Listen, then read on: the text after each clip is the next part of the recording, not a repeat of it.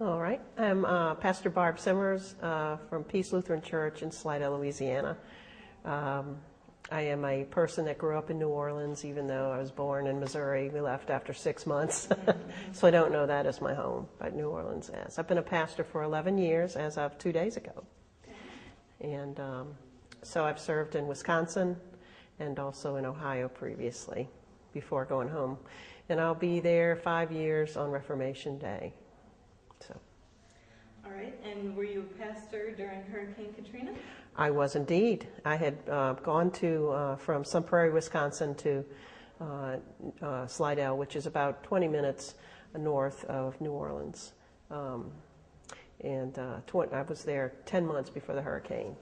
And I really feel like that was where God wanted me to go because I had the experience of being in hurricanes raised in New Orleans. And so a lot of circumstances worked out so that immediately after the hurricane, within 3 weeks, we were housing volunteers. And to date, we've had over 5,000 people stay with us for hurricane recovery, for rescue. We've been quite the public church, doing a lot of things for first responders, mental health, physical health clinics, just those kind of lots of stuff. But volunteering, helping, being hospitality, providing hospitality has been our main emphasis since the hurricane. So what kind of efforts did you coordinate right after Katrina? Well, first of all, immediately after, we received about 5 inches of water in our church, which doesn't sound like much, but when the whole town is paralyzed and there's nothing moving, that becomes totally full of mold. I lost where I was living, so I had to move into my office. And so I was there 24/7, and there was mold growing in the office, which I didn't know, which eventually made me sick. But the things that we did right away is, because I was a New Orleans native, and also I'm in a predominantly African-American area around my church. Some of it is low income. I was talking to friends from seminary and other friends that I knew from the different areas in the country that I had served, and they were sending 18-wheelers full of stuff. And so we would do drops. I would go around and drop things. One of the most exciting things that happened right away was from St. John in Springfield, Minnesota, called us up, and they got their name from the bishop, or from the bishop's office of who needed help. And Bishop Paul Blum at the time connected us with the Southwest Minnesota Synod and the Virginia Synod. So Bishop John Anderson and Bishop Jim Mauney were actually going to become mission partners. Their whole synod's with us. So they called us up and they said, what could we help, how could we help? And one of the things that we couldn't get, there was nowhere to sleep, no pillows, nothing to cook on because there was no electricity.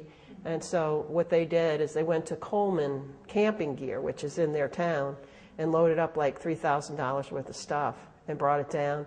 And so within about the 4th week after the hurricane, their pastor and myself went out there and started putting stuff out, going up and down streets. Then when I would get 18-wheelers, I would just go and drop it on corners, baby supplies, deodorant. I met the Southern Baptist people the men in mission of the Southern Baptist they are what they call first responders. Once the disaster is managed, they leave. But they're excellent, and so we worked a lot, and they knew that there was not much on my side of town. On the west side of town, they were all in the more wealthy areas of town, the churches over there. So they would let me go there. They'd come over, sister, pack up your stuff and bring it. So that's what I did. Then we had a mall out on the lawn that we called the Peace Mall. It was all free, but we organized it, bedding, children's clothes, toys, and et cetera. I applied for a grant through Operation Blessing, $10,000 grant. So I said, who are we missing? And one of the people that we were so thankful for were all of these migrant workers that were Mexican descent that came over and were doing just the grungiest of things. And they were the roofing people, which everybody needed a roof. So They were they didn't speak English well, and they weren't treated well. And so we found areas where they weren't being treated well. So we went and got them sleeping bags, and they didn't have warm clothes because they didn't expect it, as the recovery in the winter time. We got them all to boots, got them shoes, got them. We had a person from Cincinnati, that Pastor Henry Zorn's church in Cincinnati. They came over, Church of Resurrection, and his daughter came, who is a Spanish major, so she could speak Spanish to them. And we could find out, and we found out like this one guy was like, I don't know, like modern slavery. I don't know. He took them, they were fruit pickers up in Michigan, and he just packed them all on and promised them all the stuff. And then we went in there, and they were laying on plywood. And so we fixed all of that. But that Christmas, we had a Mexican fiesta, and we got together with a local Mexican restaurant. And he loved that we wanted to help those folks. And so he actually did the food for free after we said we were going to buy it. And he says, oh, no, we're going to do this. And so then we bought all kinds of stuff and things that he thought that the workers needed that he was talking with. And so we did all that and put that on the lawn. And then we wrapped presents for all the children and brought it over there because a lot of the men were together congregating in, I don't know what you call it, but in an abandoned house. They're living in an abandoned house. And so they were sending their checks home every Friday, and so this way they had some toys and stuff for their kids. So, what would you say the response was in the community? Like, how many people were helped by like the Peace Mall and the Peace Mall? Oh, I would say probably several hundred. Okay. Several hundred people were helped. Initially during the relief section. We also had a meal for the first responders to say thank you to them in a concert, which was really cool, that a jazz musician came and he gave a concert at our church that was really cool. And that was really awesome because all the fire trucks came into the parking lot and were coming for the free. We gave them a dinner, and Thrive-In helped us with that.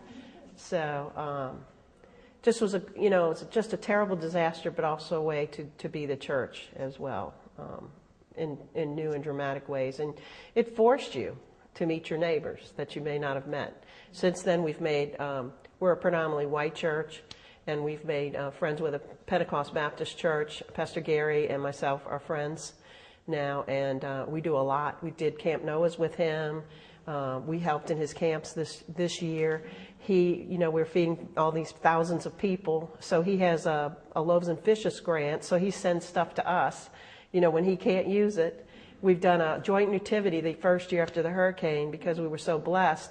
And we did it at my church because we were on the main highway and he was right off the side. And then we sent 18-wheelers to him. When we were looking for special stuff, he had done stuff for us. So that continues, that friendship that happened as a result of the hurricane. Wow, that's really great. Mm-hmm. And how long would you say it took to kind of get, quote unquote, back to normal? We're not back to normal, okay? How long do you think it will take? It's going to take, I will tell you that Slidell was where I live. We had the 165-mile-an-hour winds. We caught the eye of the hurricane. New Orleans did not. New Orleans had a Category 3 by the time it hit them. But they flooded and they drowned. The city actually drowned because of all of the breaches in the levees. So all of us, and I'll tell you right now, since it is August 17th, and there are 3 storms in the area and 2 of them in the Gulf, that it automatically makes us get anxious. So there's a lot of still mental health to do. I will tell you that in Slidell, we're at about 80% or 85% back to normal as far as houses. In New Orleans, it's much less. I would say they're more at about 60% back. But that's a much bigger area too, so that's a lot more. So we continue. People are continuing to come. We've had just a very busy summer with people coming, and people were really excited over the youth gathering and working. We ourselves worked. Last year during Hurricane Gustav, we missed it. God, we were blessed not to have the hurricane, but my friend, Pastor Robin McCullough-Beatty, and that whole effort in Baton Rouge did not, they got a direct hit. Now, it was not a level 5 hurricane, So, but still, we went there and we helped them because we know, and we tried to help with Ike, but there's so many Lutherans in Texas. That's the other part of the Texas-Louisiana Synod that I'm part of, that they didn't really need our help. So we're still recovering. So every time a hurricane comes, from August the 15th through Labor Day is the scariest part of our season, because that's when every one of the larger hurricanes have hit. Camille, Betsy, and then now Katrina. So August 29th will be the anniversary of the hurricane. And you talked about the first responders. Are there a lot of people that contribute a lasting presence to the community? Oh my goodness, that's the story on your little questionnaire that I would say. You know, if I had to tell about one experience, it's the tremendous body of Christ. I will tell you that Luther Disaster Response brought in a lot of people. We were one of their housing places, and relationships developed, and these people are still coming. They make reservations. A lot of them are from the Midwest, but there's also been a goodly amount from, the key ones are Wisconsin, the whole state, some from Michigan, tons from Iowa. In fact, we have a mission partner, Nazareth Lutheran in Cedar Falls, that came 13 times in a period of like a year and a half. And that's a 24-hour drive. They brought farmers that would come and they really, really worked. Dayton, Ohio Conference, where I served, they have brought us two travel tool carriers where we can go and do things, you know, to help people. We used those for the National Youth Gathering most recently. So that's it's just phenomenal. We built a building in the rear of our, I went there as a mission redeveloper, so we have a small building, and then we built this new building, and we didn't know how we were going to fund it. We just said, we'll just keep building it because it's definitely needed for the mission to house volunteers down here. And so it was paid for, and it cost double of what it was anticipated. And we don't owe anything. And that was all paid for through generosity. The the Virginia Synod and the Southwest Minnesota Synod paid my salary for a year and a half, almost 2 years. They still contribute, but it's a lot smaller than they once did because it's based on congregational units.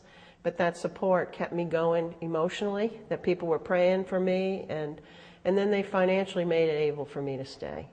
2 years after the storm, on November the 11th, which is Martin Luther's birthday, I moved into a house. So I lived in a FEMA trailer for quite a while. And before that, I lived in my office, and there was a church in Minnesota, I think in the Minneapolis Synod, that heard that there was a pastor that didn't have anywhere to live. And they sent me a small RV to live in, which we continue to use now over and over again. That's our overflow, or when someone gets sick, that's where they go into that RV to isolate, or, you know, if they have special needs. We've had nursing moms before, so that have come to volunteer. We put them in there. So. Well, that's really great. Thank you. All right. Thanks.